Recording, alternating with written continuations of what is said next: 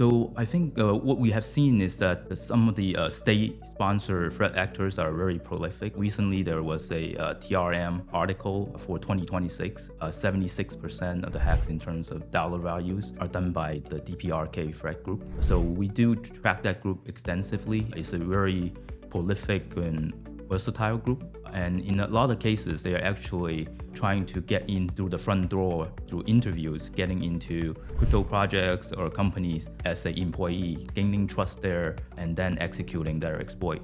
So in that case, it's actually a lot more efficient than developing a zero-day vulnerability and trying to get in as a black box. Where is that group based out of? Or is it not known? Well, so of course they have their base, but then a lot of the attacks are actually done through the VPN. So they do appear as working from the location that they're supposed to be working from. Hey everyone, welcome back to another episode of Deep Dive Podcast. I'm your host, Rachel Wolfson. I've got a great interview lined up today. I am speaking with Jimmy Su. He is the Chief Security Officer at Binance. This is a great interview because we dig really in depth about security measures in the crypto industry. We talk about what Binance is doing to keep their users safe. Jimmy also gives advice on how to keep crypto protected. We talk about different hacks, scams, and everything that has happened in the industry. And Jimmy talks about ways that these things can actually be prevented or even reversed. This is a really great episode if you're interested in cryptocurrency and security, so I encourage you to watch the entire interview.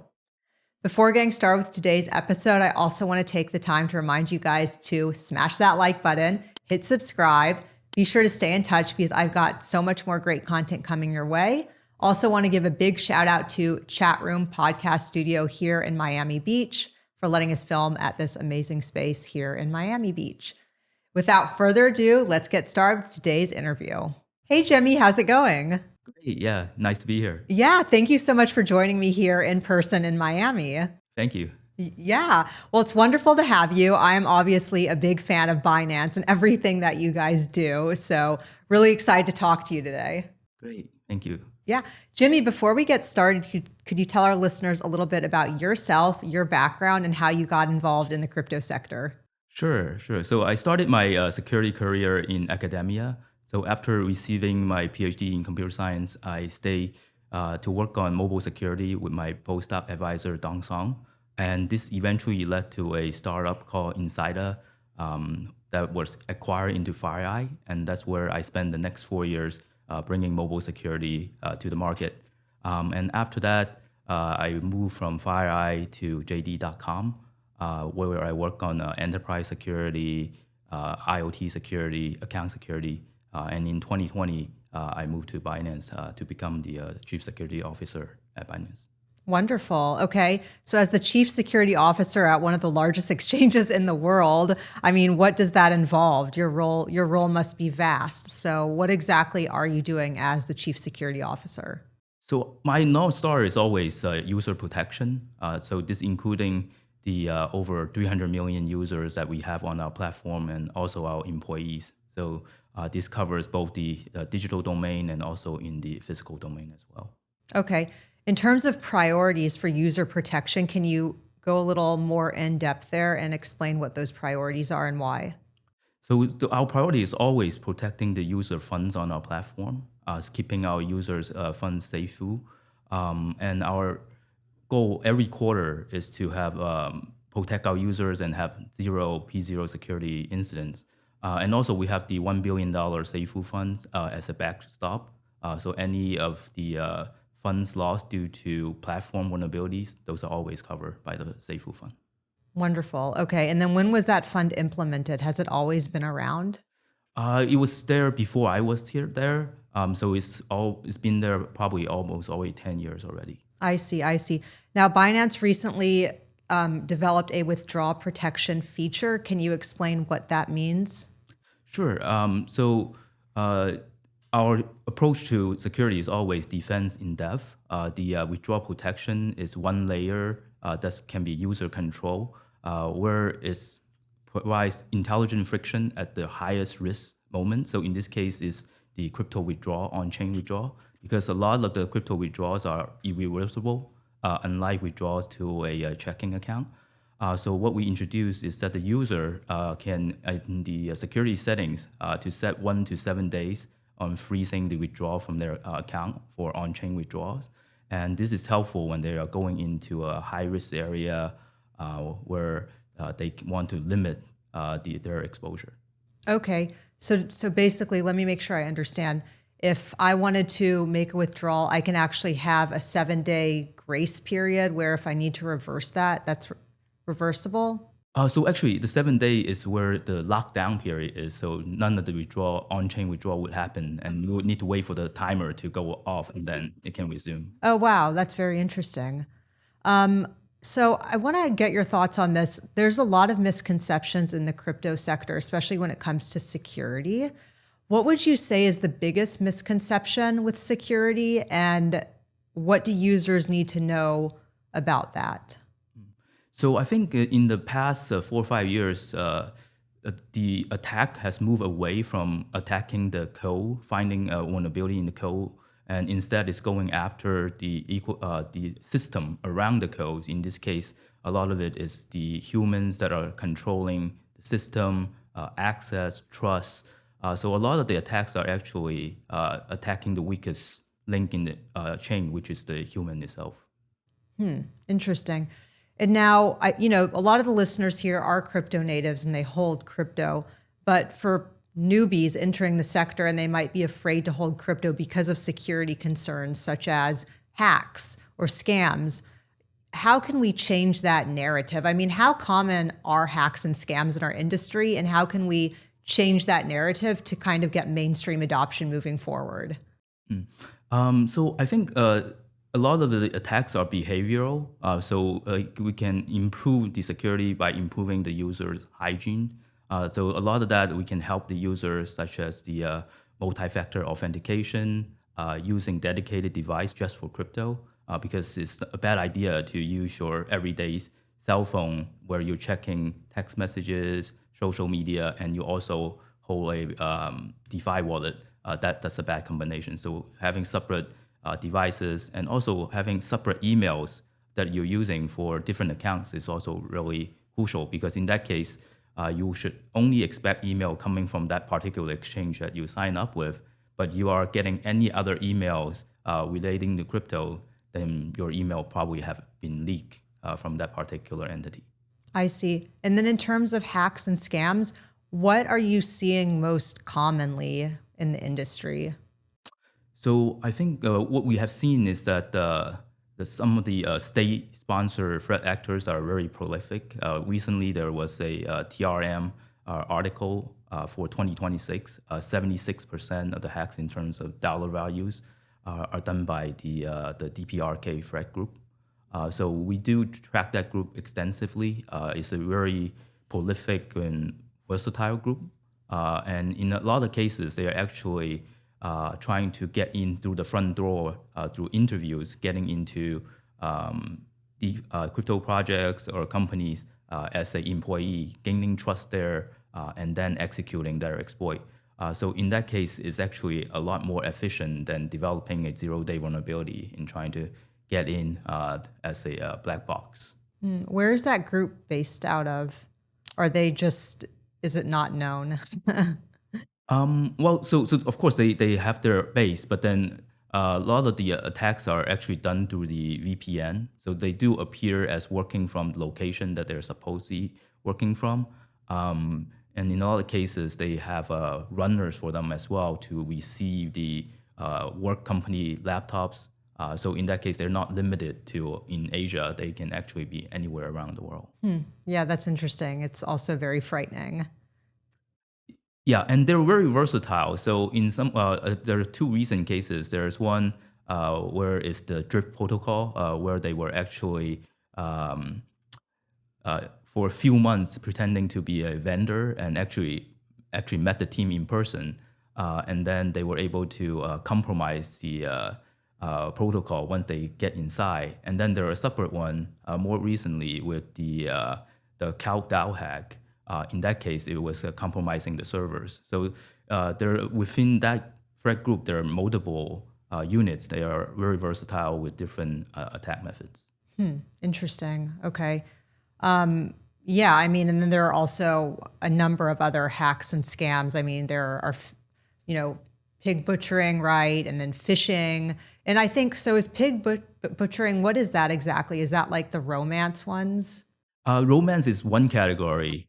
So in that case, is most of those are because there is this social pressure on the victim before their rational thinking gets caught up. So the romance one is one category of pig butchering.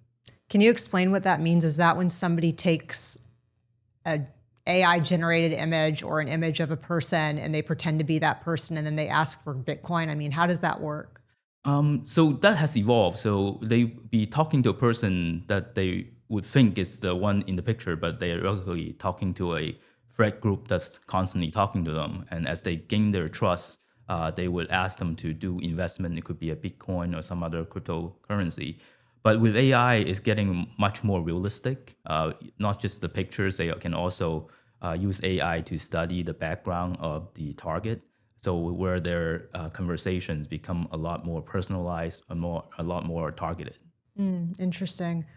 Also, do you think that it's becoming more common for, we've seen it a lot in France as well, like kidnappings, right? Where people that are known to hold crypto will suddenly get kidnapped and then held hostage. Are we seeing that more often now, or is that something that just happens at random? So our threat intel constantly monitors new threats in the ecosystem. The wrench attacks that you mentioned is one that we have detected more. And in that case, some of the features that we're putting out, such as the withdrawal protection, is to give the user a choice to protect themselves when they enter a high-risk area.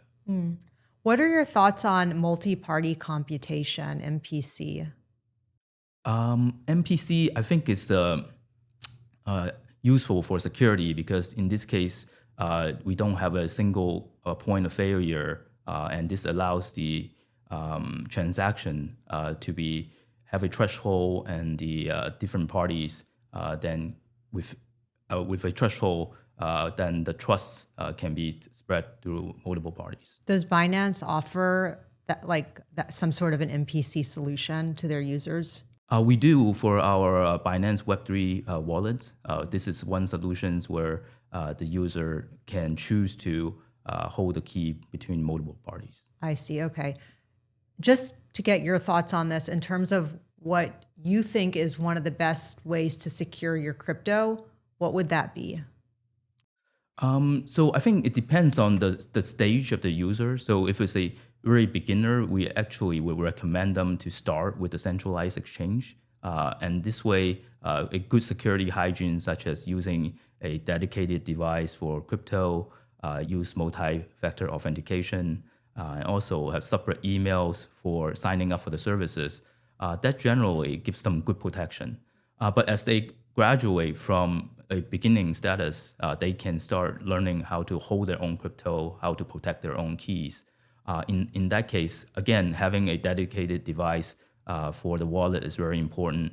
And also how you hold the key is very important because you never want to actually take a picture of the recovery words or write them down and store it on a web drive. So those are type of attacks we have seen over and over again, where the attacker gains access to their web drive. It could be Google Drive or iCloud, and a lot of the private keys are actually leaked in those ways. Wow. Okay. Well, I mean, I think that's really useful to know because I think a lot of people, they'll write something down nowadays and take a picture with it on their phone. Yeah. So that's the biggest risk because once you take a picture in the background, a lot of the phones you have either are automatically synced to iCloud or Google Drive. And in that case, then your crypto safety is just equal to your safety to your Google account. And sometimes that's not enough.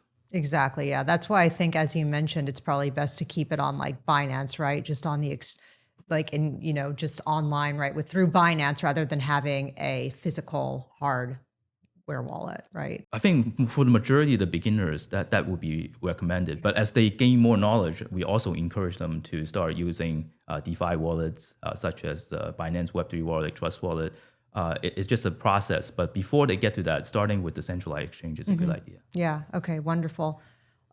Shifting gears a little bit, quantum computing is becoming a real threat. I mean, we've known about it for years, but people say that we're inching closer to that becoming a reality. So what are your thoughts on quantum computing and how that might impact crypto?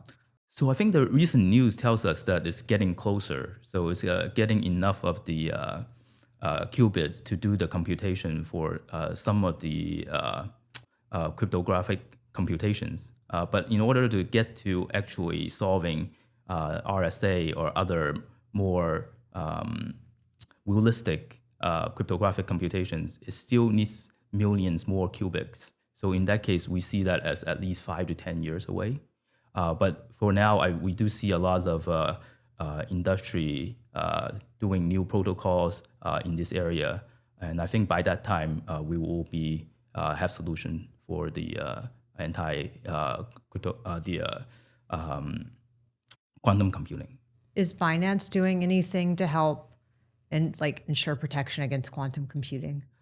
Internally, we do some research within our tech team. So we look for things as in how to protect the wallet, not exposing the wallet and then using a new wallet so that it's more quantum resistant. I see. Okay, wonderful. Jimmy, I'm wondering, can you provide, I mean, we talked about examples of hacks and scams, but can you provide an example?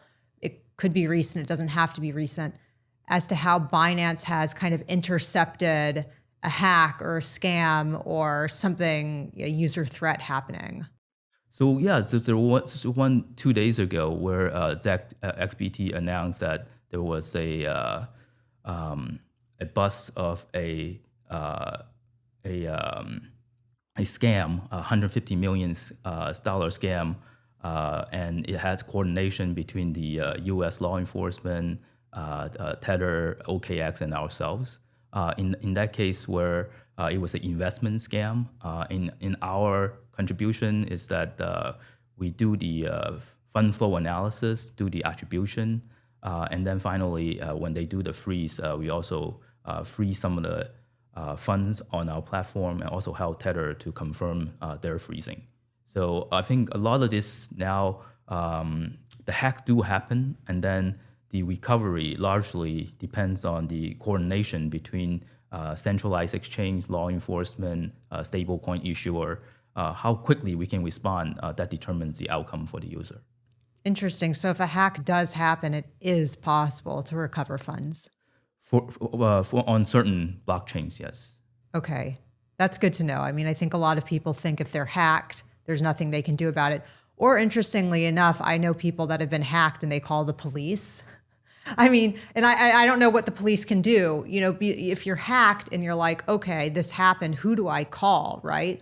A lot of people think, you know, if they're using Binance and there's a hack, who do I call? So like who would just an average retail user contact if they were to be hacked and it wasn't like a large scale hack?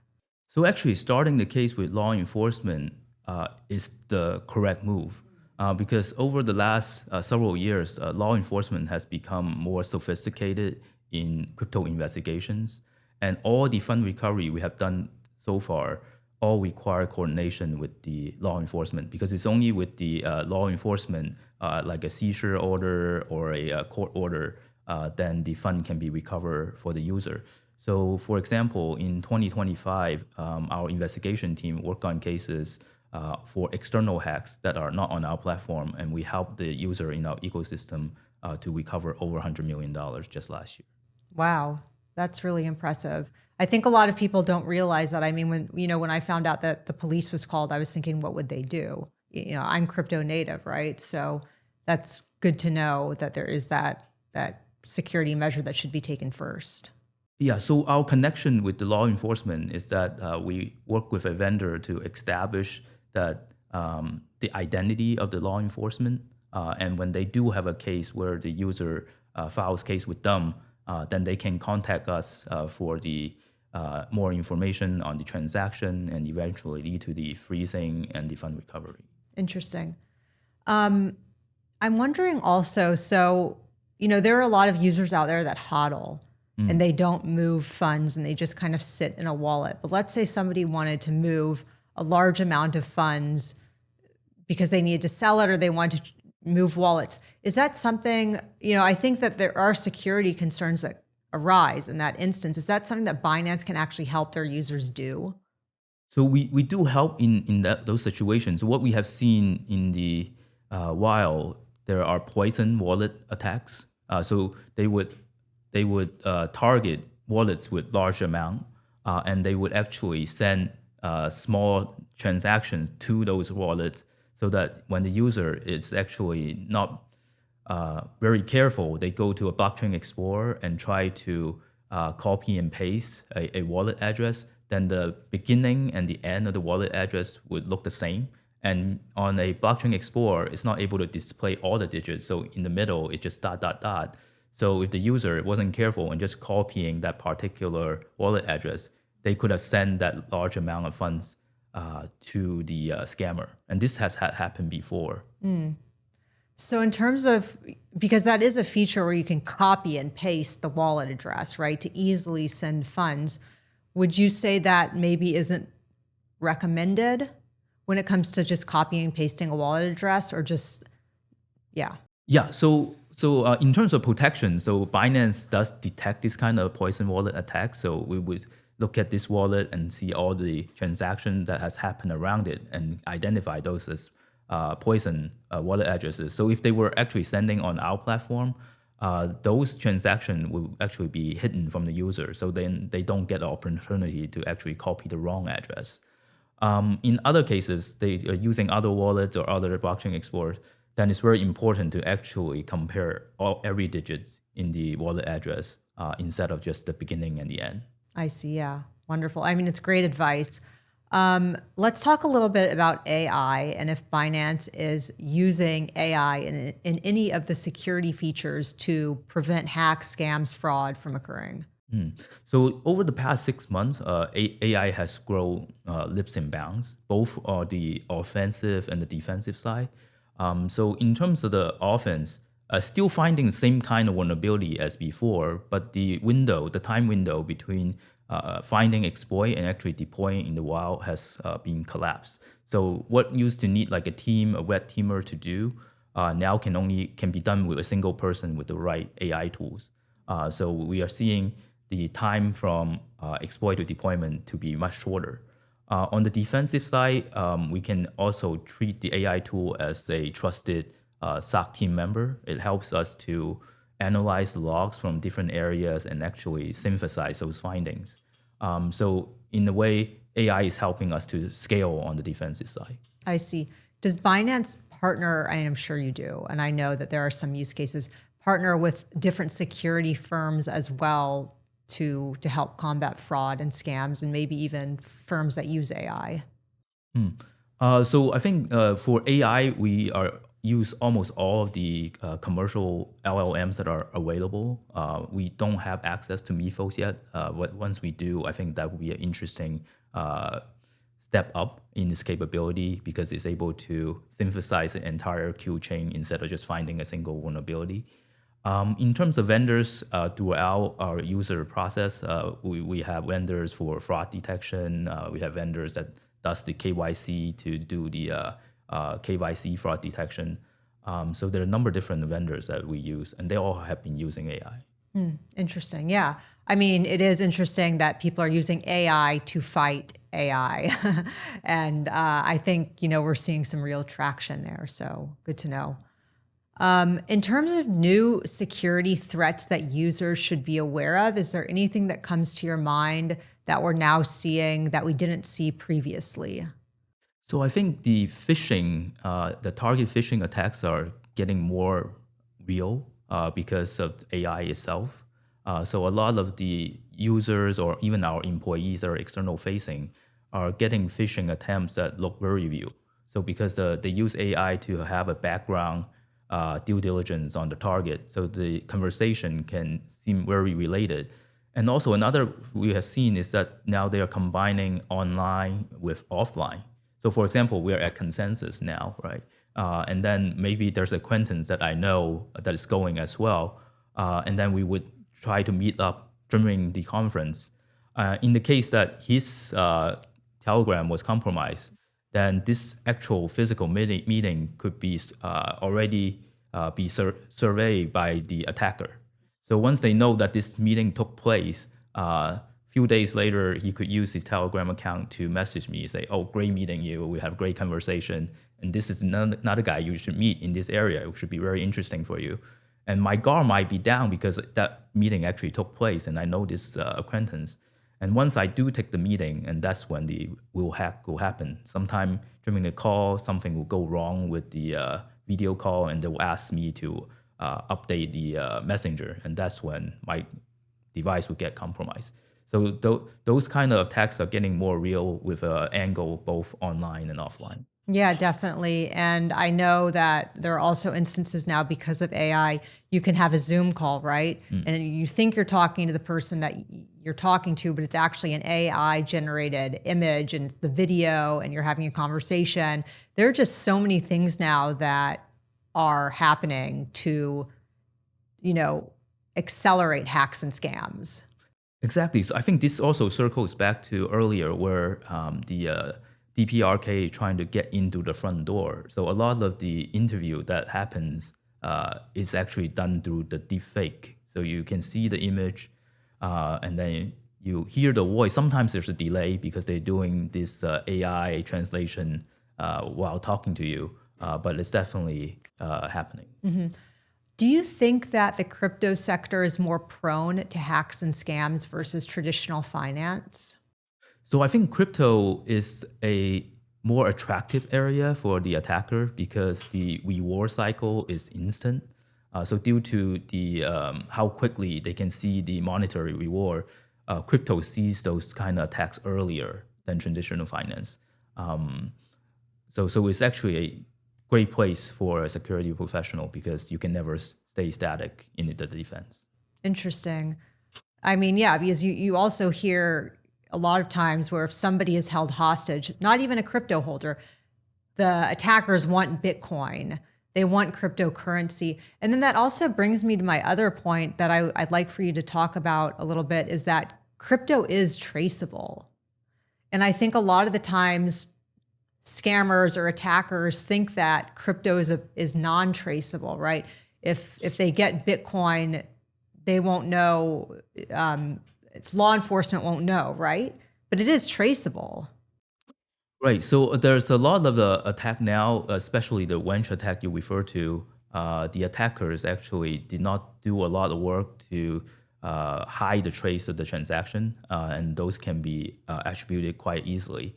But also the attacker will mature over time. So there are mixers, other techniques that would make this more difficult, but definitely traceable on the blockchain. Yeah, exactly. But okay, you said mixers, and maybe our listeners don't know what that is. Can you explain what that means? Okay, yeah. So mixers are examples such as a tornado cache or a fraud chain, where the user is trying to hide where they're getting their crypto from. So once the crypto is sent to them, then through number of different transactions, they will be mixed with other senders, and then as the different amounts get sent out, they're sent to multiple number of recipients, and as that's makes the tracing much harder to do, but not impossible. Okay, so it's not impossible then. It's Right. just more difficult. Yes. Okay, huh. Yeah, I mean, I feel like we're only scratching the surface in this interview. There's so much more people need to be aware of when it comes to security measures with crypto. And obviously, I think Binance is doing a wonderful job keeping users safe. So I know we're running low on time, but Jimmy, is there anything that you want to add to let our listeners know about before we end the interview? So I think one thing for the user to know is that the crypto security actually has matured over the past number of years, and it's a lot of the collaborations that happens between centralized exchange, stablecoin issuer, law enforcement is getting more sophisticated than people think. So during hacks, all those coordinations are happening very quickly. So over time, I think users can have comfort that this crypto security is maturing, and that should help adoption and usage. I hope so. In terms of education, what does Binance do? Are there resources online, or are there physical books that people can read? I mean, what would you recommend a resource for people to go to in terms of security measures with crypto? So through Binance Academy, we have a number of articles, and we always put out new ones in terms of user hygiene, what kind of features the user should use.